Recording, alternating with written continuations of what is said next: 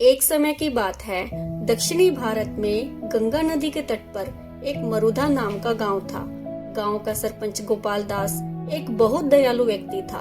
एक दिन नदी के किनारे टहलते हुए गोपाल दास को एक नन्हा बछड़ा दिखाई दिया जो भूख से बेहाल दिखाई दे रहा था। गोपाल दास उसे अपने साथ घर ले आया और उसे खाने के लिए चारा दिया और उसका बहुत ख्याल रखा। कुछ दिनों में गोपाल दास को उस बछड़े से बहुत लगाव हो गया। उसने उसे नंदी नाम दिया और हमेशा उसे अपने साथ रखने लगा। देखते ही देखते नंदी एक नन्हे बछड़े से एक बड़ा और ताकतवर बैल बन गया। क्योंकि गोपाल उसे बहुत अच्छा खाना देता और आरामदायक तरीके से रखता, इसीलिए नंदी की ताकत बाकी बैलों से कहीं अधिक ज्यादा थी। वो भारी से भारी वजन को आसानी से उठा लेता था। एक बार नंदी ने सोचा, मेरे मालिक ने मुझे बचपन से लेकर अब तक पाला पोसा और बड़ा किया, पर मैंने आज तक उनके लिए कुछ भी नहीं किया है। ये सोचकर नंदी गोपाल के पास गया और बोला, मालिक, मैं आपके लिए कुछ करना चाहता हूँ। गोपाल ने मुस्कुराकर कहा, तुम मेरे लिए क्या ही कर सकते हो। नंदी ने कहा, हमारे गांव में पशुओं के तरह तरह के कंपटीशन होते हैं।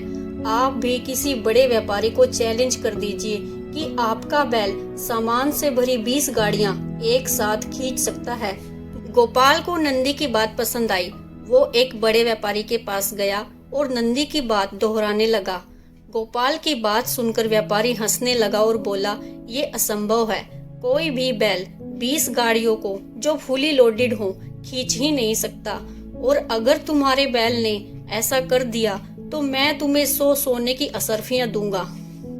आखिरकार कंपटीशन का मैदान तैयार किया गया। गोपाल नंदी के साथ मैदान में पहुंचने ही वाला था कि जीत से आश्वस्त उसने नंदी के ऊपर एक कोड़ा बरसाया और बोला, चल मेरे वफादार बैल, आज सबको दिखा दे अपनी ताकत। नंदी गोपाल के इस स्वभाव से स्तब्ध रह गया और वहीं रुक गया और उसे देखने लगा। उधर मैदान में जमा सभी लोग गोपाल का मजाक उड़ाने लगे। ये देखकर गोपाल को और भी ज्यादा गुस्सा आने लगा और वो बोला, अरे मूर्ख जानवर, तुझे सुनाई नहीं देता? चलो दौड़कर वहां चलो। नंदी कंपटीशन वाली जगह पर पहुंच गया और वहां जाकर जानबूझकर उसने एक भी बैलगाड़ी को नहीं खींचा।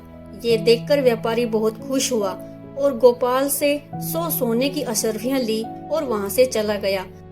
घर जाकर गोपाल दास उदास होकर घर के बाहर बैठ गया। नंदी गोपाल के पास आया। गोपाल ने उससे पूछा, नंदी, तुमने मुझे धोखा क्यों दिया?